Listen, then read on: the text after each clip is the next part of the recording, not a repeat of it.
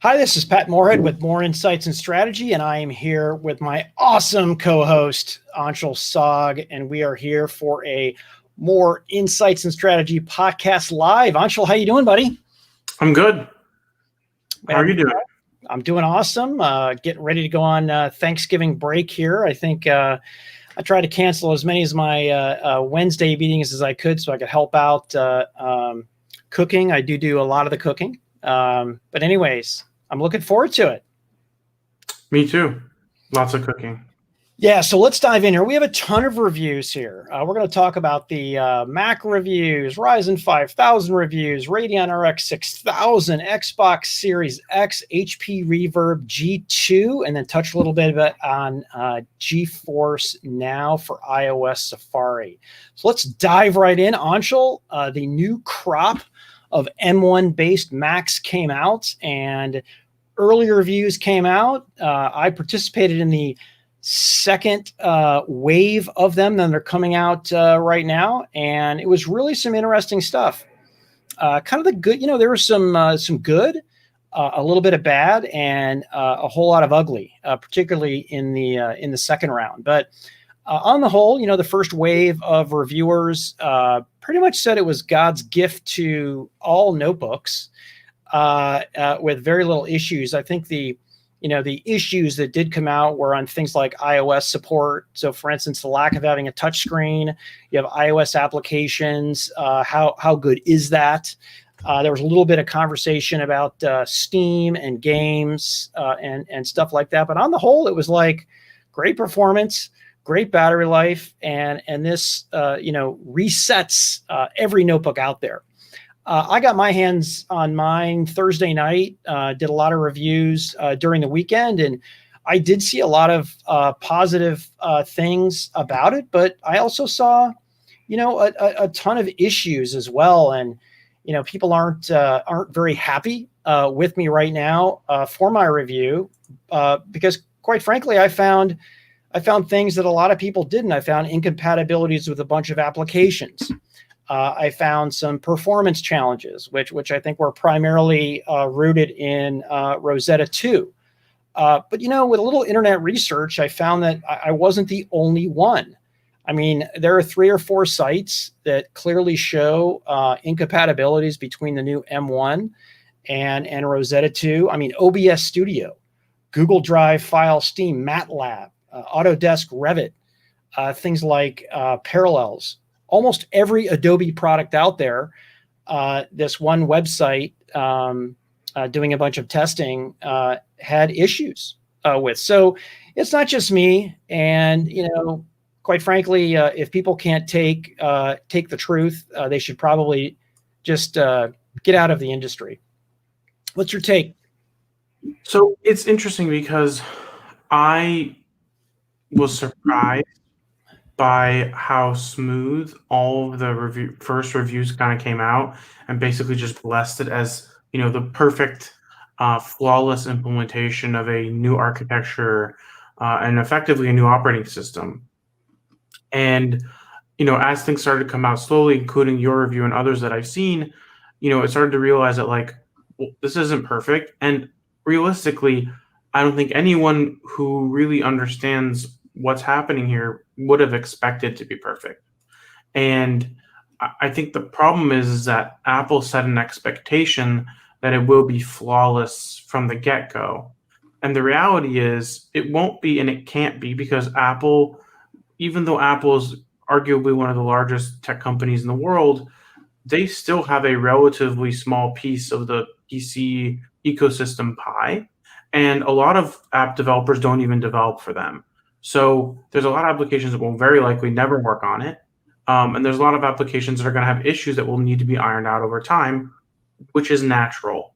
And I think that the way I see it is these are things that, Apple of all companies will probably have the best chance of fixing. And I think that it will probably take a year or two until they're mostly ironed out. And the experience is really what Apple has promised. But the reality is that they made these promises up front, and I think that they wanted people to buy these because they don't want to see a dip in sales. and they want the first generation to do really well while they're still selling the old generation alongside it. So, if the first generation was really as flawless as Intel said it was, and as fast and as perfect as everybody was leading us to believe, they wouldn't continue to sell the Intel-based versions as well. So that's my quick take on it.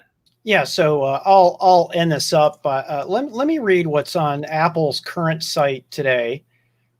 It says the biggest collection of apps ever. All your existing apps work thanks to Rosetta 2. Not some, not with an asterisk. All your existing apps. Now, let me tell you what Microsoft says. Drivers for hardware games and apps will only work if they're designed for a Windows 10 ARM-based PC. The limitations could be 64-bit x64 apps. Certain games won't work. Apps that customize the window experience might have problems. Some third-party antivirus software can't be installed. Windows Fax and Scan isn't available. And I'm not reading the entire thing, but the biggest difference here, and again, why I didn't feel the need to drag Qualcomm and Microsoft through this, because they were very open and honest about what the platform could do and what the platform cannot. But apparently, I've hurt some people's feelings, and I'm sorry, not sorry that I did that. But hey, let's move to the AMD Ryzen 5000 desktop reviews. This was the first design that we saw that used AMD's Zen 3 core.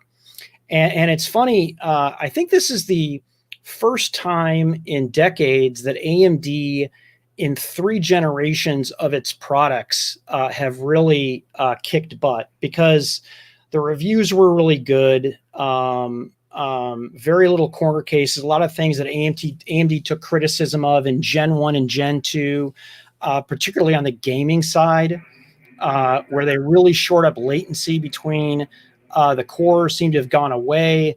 The power budget on it, a little over 100 watts, is ridiculous, ridiculously low for a full-up desktop piece. How has your experience been, Anshel? So what's interesting is I previously had a 3900X, which was last gen's 12-core processor, and I upgraded to a 5950X, which is a 16-core of the Zen 3 generation. So I got a 12%, or what was it, 19% IPC boost, and I also got 30% more cores. So honestly, I saw the biggest jump in applications that are multi-threaded, obviously. I would say that from my experience, games saw a very small performance improvement, which makes sense because I mostly game in higher resolutions.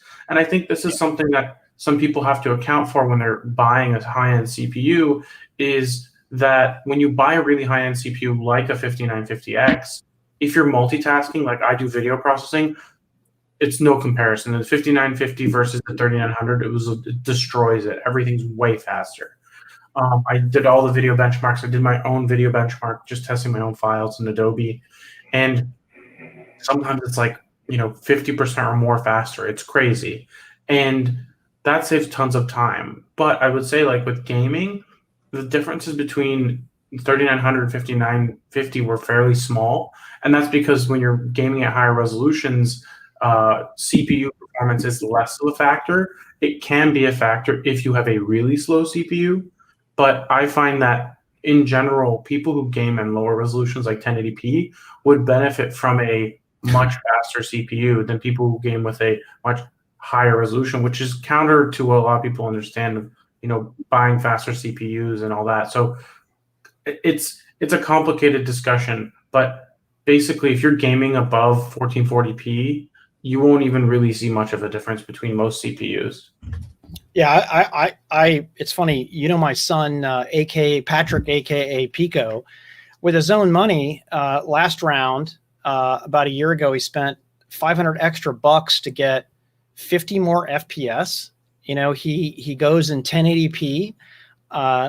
So I think those are kind of the people that I think made it matter to most. And also when you look at the benchmark score, having that extra does make it look better.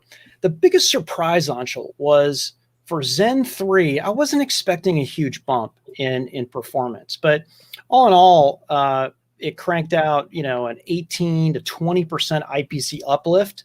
And the reason that's important is every new product based on Zen 3 will likely get this same uplift, whether it's server, whether it's notebook. So we got a sneak peek into the future of what AMD has to come here. Pretty exciting stuff. What is interesting is one of the benchmarks I tested was PC Mark, and I'm pulling up my benchmarks right now because I haven't published a review yet. But even PC Mark saw like a good 10% improvement, and PC Mark tests like Windows. I use the application test because that's actually like Windows apps, and even Windows apps are actually running about 10% faster. So there are some improvements because not only are some of these chips have a better IPC, they're also running at some higher boost clocks as well. And when you're running a single core, that's a pretty big deal. Yeah. So let's move to our next topic, NVIDIA GeForce on iOS. A little bit of background. If you're a gamer, I don't have to explain it to you, but if you're not a gamer, I do. Essentially, the online, if you have an online gaming service, and you had an iOS app, you had to pay the 30% Apple tax, whether Apple was doing something for that or not. And there was talk that Apple had to go through every one of your games to see if it needed to be censored. Which, listen, there is value to that censorship, particularly when it comes to kids in a kid's environment. I get it. There was some stuff when my youngest kid wasn't 18 that I didn't want them to see. So I do see value in it, but kind of the forced nature of it seems big and omnipresent and big company. And in fact, the company's being investigated in the U.S.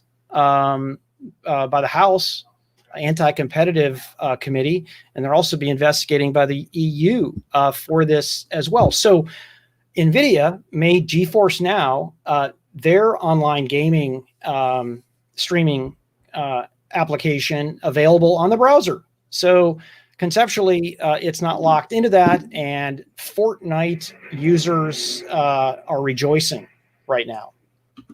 Yeah, I mean, what's interesting is they said that it's not going to be available initially at launch, but it's coming very soon. And NVIDIA has had a very long, good relationship with Epic Games. Epic Games tends to be very good at leveraging NVIDIA's capabilities through ray tracing or whatever. So it makes sense that these two companies will work together on this. What is interesting is that Apple is kind of already starting to back off of this to a degree by offering smaller developers a 15% cut instead of 30%. So it seems like there is some impact on what's going on between Epic and Apple, because I think this is really the biggest battle that Apple has had since their fight with Qualcomm. So it's going to be interesting to see what happens with that case. But I think there's a lot of companies on Epic's side, whether they voice their opinions or not. But generally speaking, I think it'll be interesting to see how this approach evolves, because I think there will be other streaming platforms that will probably adopt the new paradigm of using the browser as the launcher for their applications, because I think Luna was talking about it when they did their launch, and I have a feeling that others will probably follow suit if this takes off. The hard part about it is a lot of these browser makers update their browser every week. You make one impactful change, could be a mistake, and you break something, your service is now dead in the water. But then again, out of the other side of my mouth, I'll say, well, if it were in the App Store, they'd be relying on the App Store and all the rules in there. So anyways, hats off to NVIDIA on this one. It's nice to see, not that NVIDIA is a small company or anything, but compared to Apple, they're a very small company. So more gaming. We love gaming on this more insights and strategy podcast before Thanksgiving. AMD Radeon RX 6000 series reviews. Gosh, Big Navi is just so much easier to say. Oh my God, there we go. So I haven't had a chance to fully review the GPU yet, for a multitude of reasons, including other reviews. But this is the 6800 XT. This is the mid tier of the offerings. Right now, AMD has this and the 6800 in market. This is retail price is, I believe, $649, which is $50 less than the 3080. And then the 6800 is another $80 less than that. But what's interesting is the performance is good, especially in traditionally rasterized games. It does have ray tracing capabilities, but NVIDIA, without a doubt, is faster than AMD in pretty much almost all ray tracing titles. Some are pretty close. What helps NVIDIA a lot is DLSS. AMD is working on a similar like feature, which is a super resolution feature.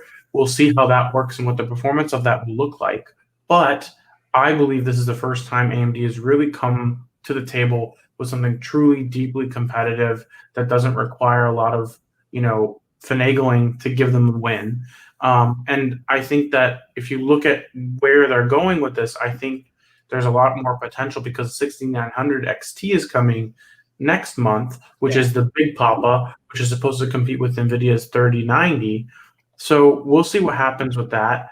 I hope I'll get one to test it out and see how it runs on my 49-inch Samsung Curve monitor. But I think this is the first time AMD's really been competitive. They're not perfect. There's still some ray tracing performance issues. I personally don't think ray tracing is as much of a factor as NVIDIA would like everybody to believe. But I do think that they are still the winner on ray tracing without a doubt, and that this, for most games, will run really well.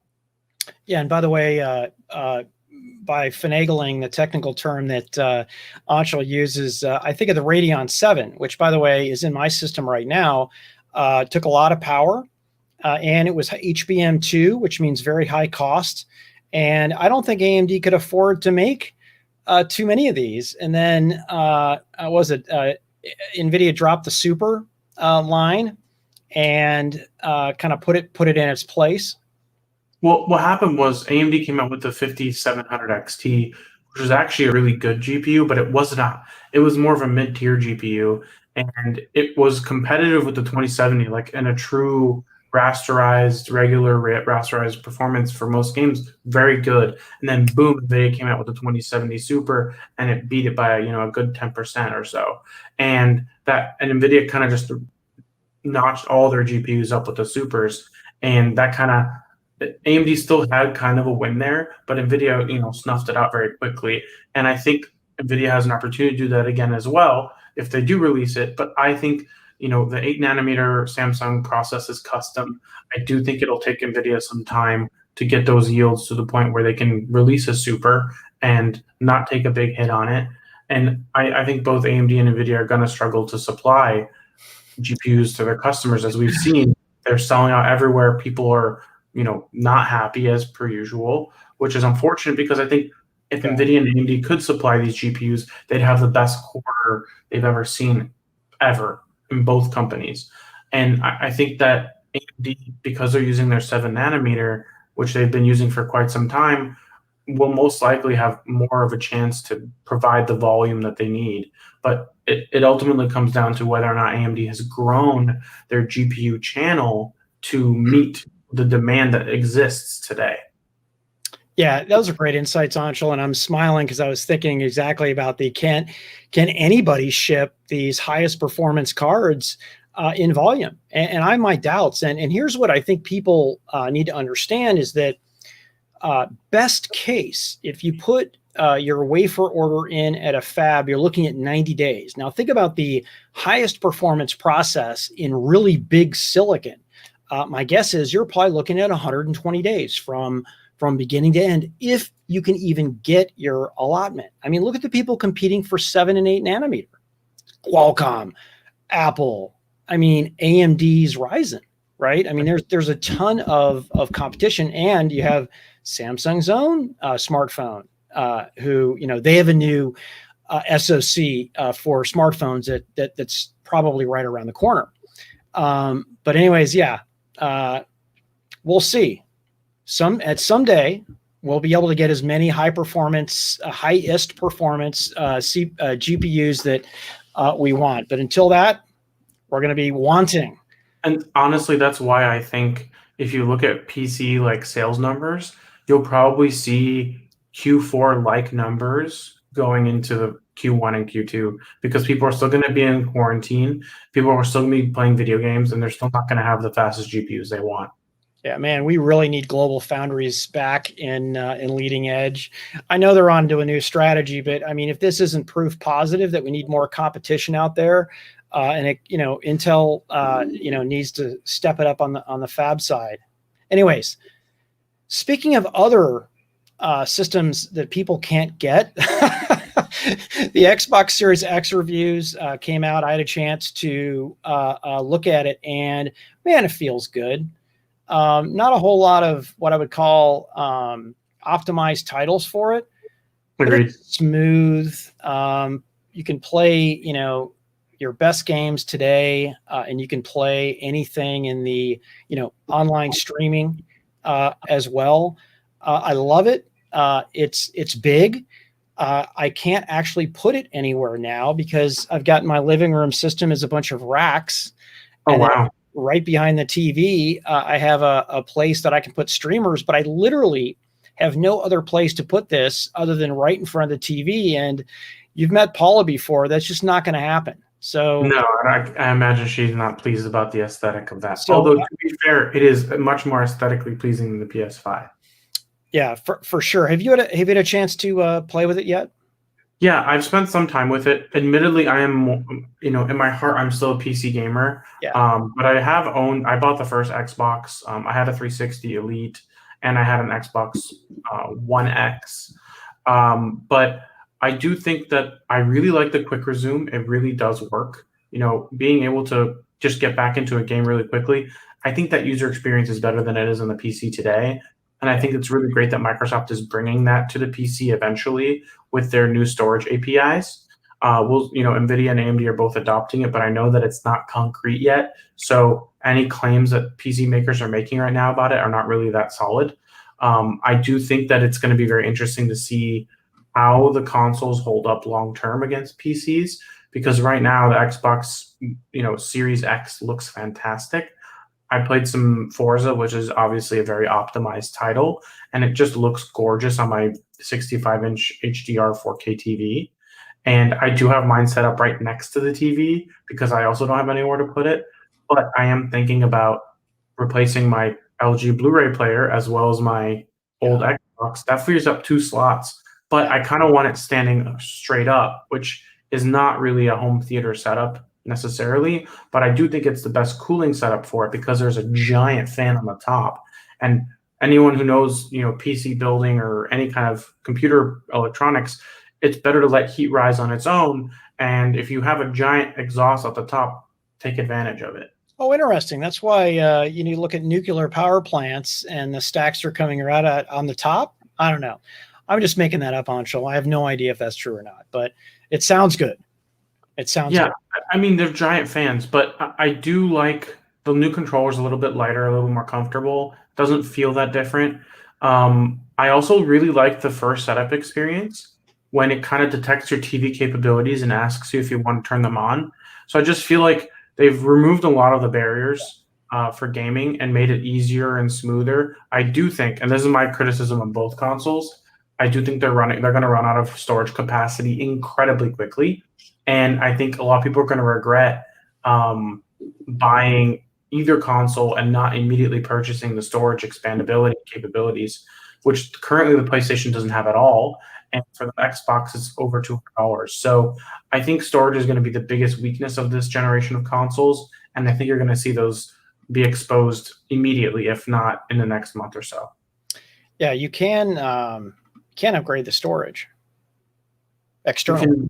You can externally, but it's not going to perform as quickly. You're going to lose some of those features. I know the Xbox lets you move some titles over to external, but then you have to move them back onto the internal to get those quick resume capabilities. and not everybody has a 1 gig fiber connection like I do. So I think it just makes sense that I think next gen, that half step, the Xbox Series X Pro or whatever they end up calling it, or the PS5 Pro, I think they're going to double storage capacities. Yeah, I was impressed overall. It's quiet, going 4K, even with that giant cooling tower. I mean, actually, giant cooling tower means it's going to be quieter. The larger the fan, the quieter. Sometimes people don't fully understand that. But anyways, a lot of fun. It is great to see both PlayStation and new Xboxes out there. Can we get them? Probably not. All right, let's move to the last topic we have. That's the HP Reverb G2 reviews. And Anshel, buddy, this one is all yours. So this is the new HP Reverb G2. It's their second VR headset that they've come out with in the Reverb line. What's interesting about it is, one, I have not had enough time with it, so I haven't published my review yet. But this is this long line of reviews that I'm stuck with. And what's interesting is they actually worked with Valve to develop it. So these headphones over here, they look pretty familiar because these headphones actually come from Valve's Index headset, which means that HP worked with Valve to create it. And they also worked with them on the lenses. So this is a much better version, I believe, ergonomically, resolution, image quality, pretty much everything's improved on it. It's got stiff competition from the Oculus Quest or the Quest 2, because the Quest 2 can also be plugged into your PC through Steam VR. But what's different is you're able to really build a PC-based system, and it does have a very simple setup through the Windows mixed reality software. So it's very plug and play, just plug it in and go. The controllers are simple. They could be better in terms of ergonomics. And I think that's one of the things that I think they could improve upon.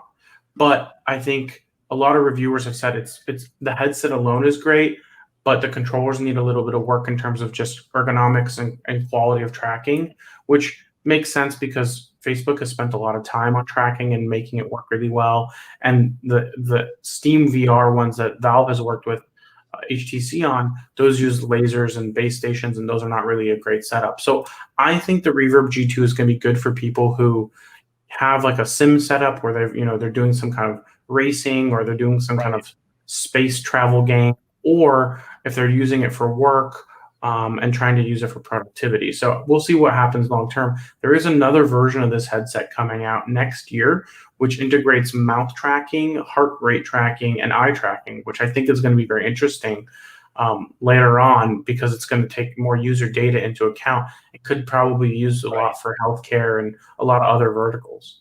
Does the G2, what does it move forward? There's probably like 12 challenges of this technology to go mainstream. I think Oculus has done the best job kind of articulating what the 12 challenges are. But what does the G2 progress? How does it move the ball forward, Anshel? So I think it moves the ball forward in the image quality is reality suspending, right? You no longer see any kind of visual things that distract you. So that's gone. I think the ease of use is almost as good as the Quest, because it is almost pick up and go. Yeah. Because it is a 1K, it's a very simple solution. And I do think they took a step back with having to go with a power cable, but that may have been for other reasons. I do think that it also improves ergonomics significantly, where it is very light, and the strap on here really does allow you to wear it for longer, so it doesn't really weigh on your head as much. Interestingly enough, the Quest 2 has a battery strap that goes in the back, which counterbalances the front weight, so you barely feel it there either. I love it. So Anshel, we have a question here.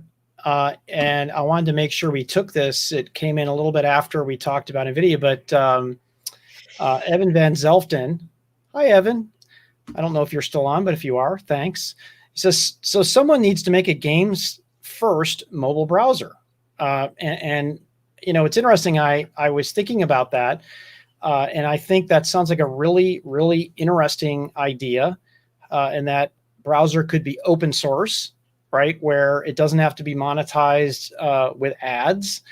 I don't necessarily know how it could be controlled by somebody like an Apple. So I'd have to think through this, but that's a really interesting idea. Anshel, what do you think? What's your quick take?